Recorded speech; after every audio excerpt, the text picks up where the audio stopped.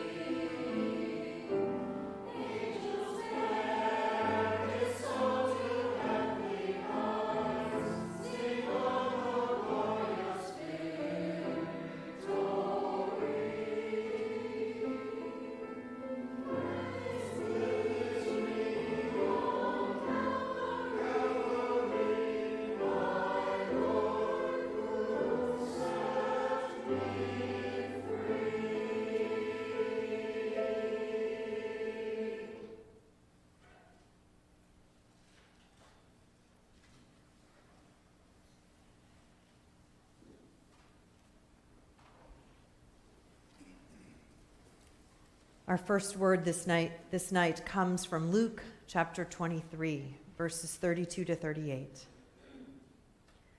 2 others also, who were criminals, were led away to be put to death with him.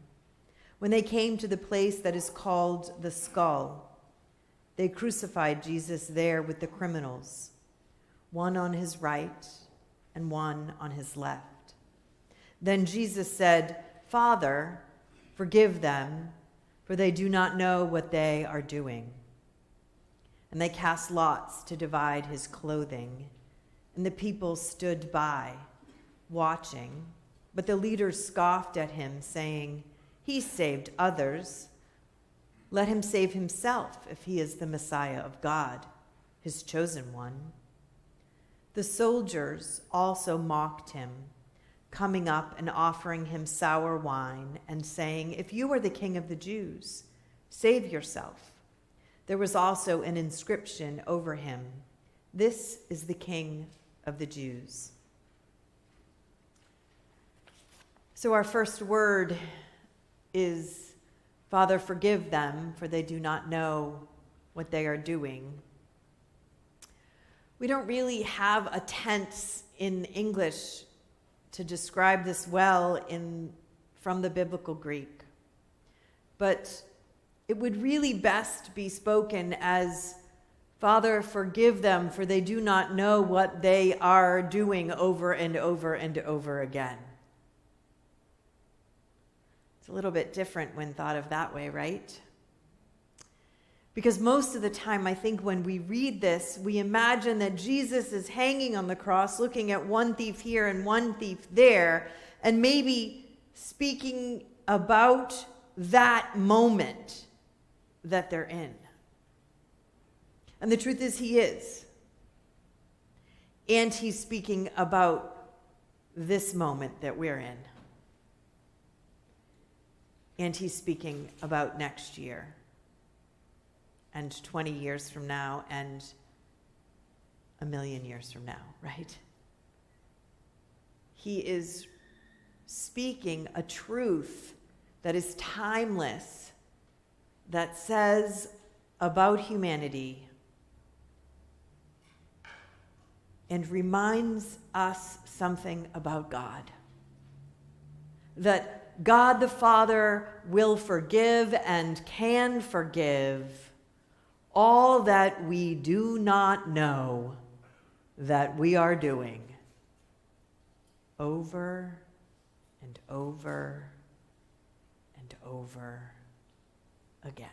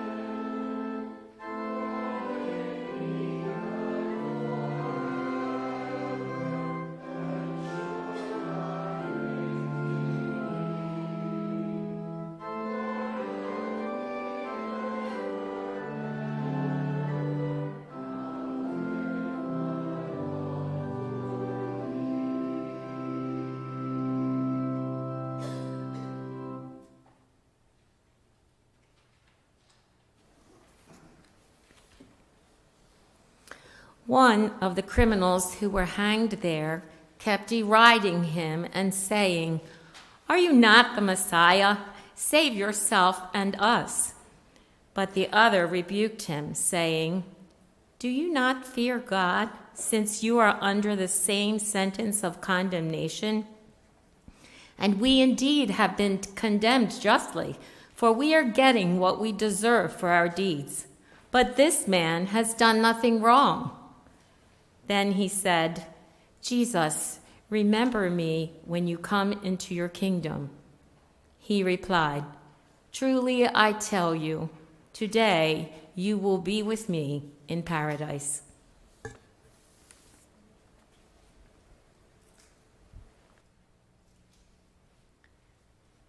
So this is the continuation of the same story, right?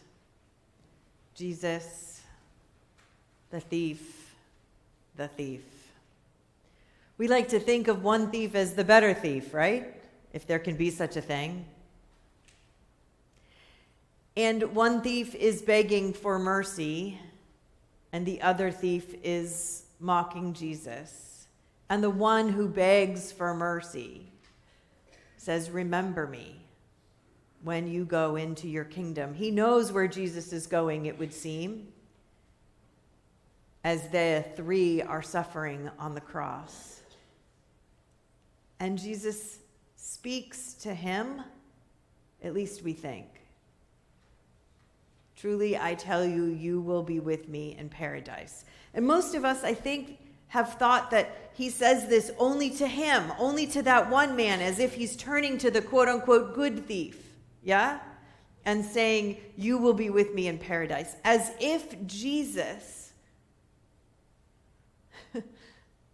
could turn his back on one.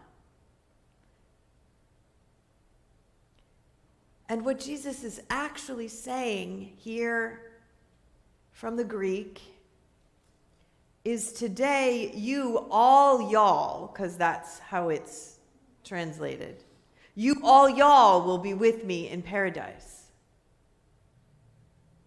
It's a little bit different than Jesus kind of turning his head and maybe his stance away from the bad thief and facing the good thief.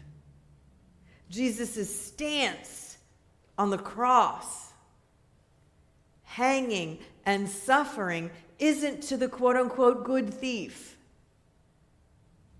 It's to all y'all. Today, all y'all will be with me in paradise. I don't know about you, that's a game changer for me. For the times when I have imagined myself as the bad thief, where Jesus might be turning his back and his stance and his head away, or the times when I've imagined myself as the good thief, sort of celebrating, I got in, but not that guy. Jesus has broken this down with a one word, you, plural, all y'all.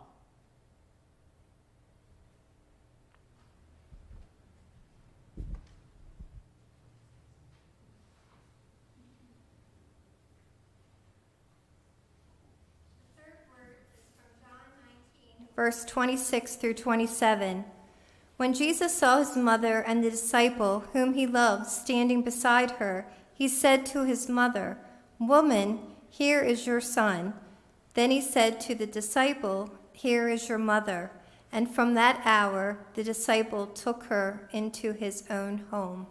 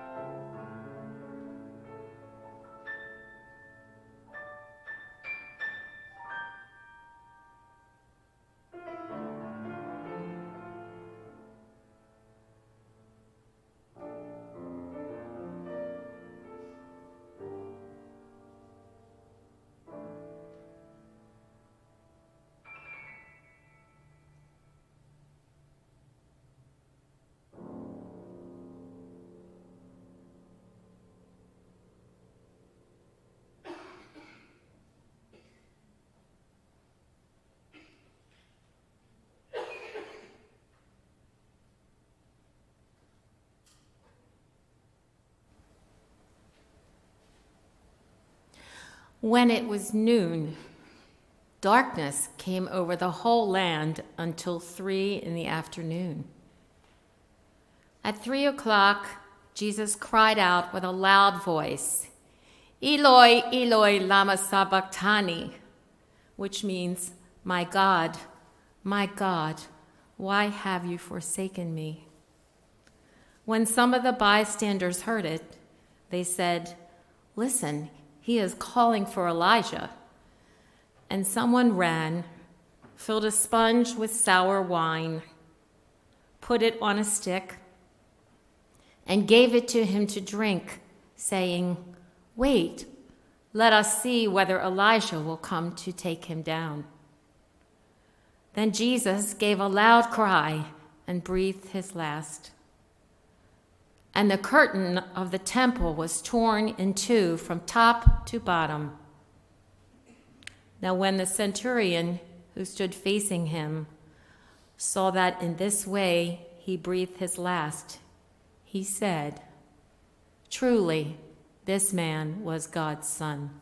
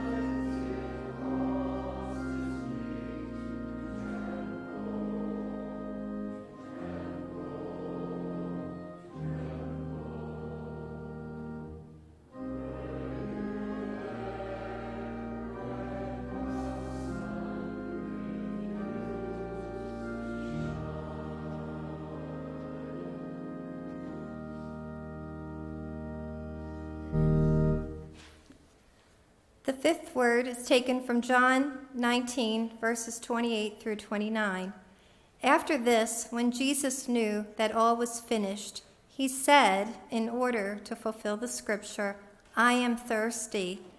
A jar full of sour wine was standing there. So they put a sponge full of the wine on a branch of hyssop and held it to his mouth.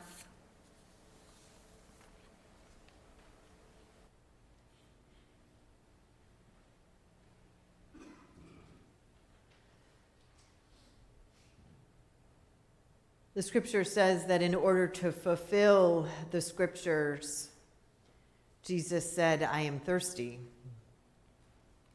We don't know what he was thirsty for. Several years ago, when I was a much younger pastor, I was sitting with a man who was dying. He was in hospice care. And I was sitting with him after his family had left for the night. And as was common with people who are in hospice, we would give ice chips, right? He said, "I'm thirsty." And so I picked up a piece of ice from the little cup and I went to put it in his mouth. And he said, "No, Pastor, I'm thirsty." And so I tried to put the ice in his mouth again, and he pushed it away, and he said, "No, I'm thirsty."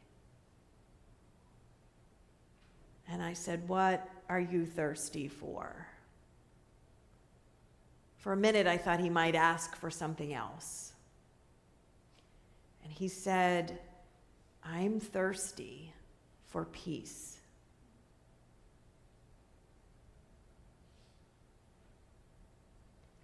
I asked him what that meant. What kind of peace are you thirsty for? And then he began to tell me about a great division in his family. He clearly knew he was dying, right? It was something that he wanted to resolve before he died. He was thirsty for peace. My greatest sense of this story of Jesus on the cross when he says, "I am thirsty," is that he didn't want sour wine. He was thirsty for the work that he had started in his life to continue. He was thirsty for the poor to have a place, for the marginalized to belong at the table, for all to be welcome. He was thirsty for us to see love and grace. He wasn't thirsty for an ice chip or sour wine. And if Jesus were here tonight, as I think he is, I'm wondering if he's thirsty for the same things. If Jesus weren't here to say, "I am thirsty, I am thirsty," for everyone to have a place at the table, for all to come, for us to no longer turn our backs on one another, might Jesus say, "I am thirsty for peace."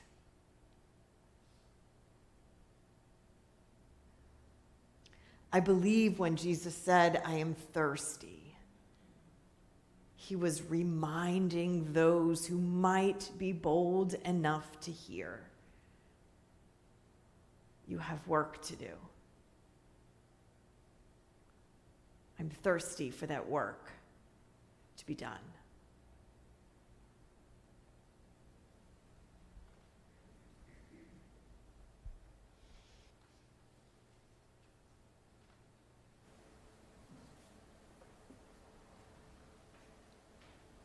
The sixth word.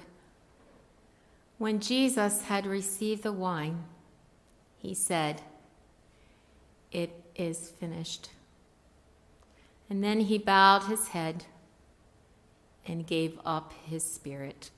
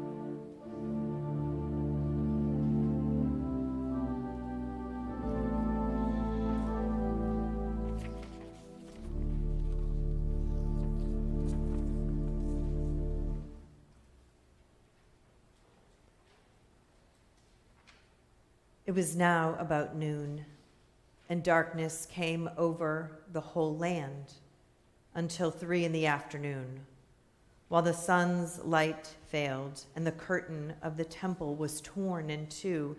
Then Jesus, crying with a loud voice, said, "Father, into your hands I commend my spirit." Having said this, he breathed his last.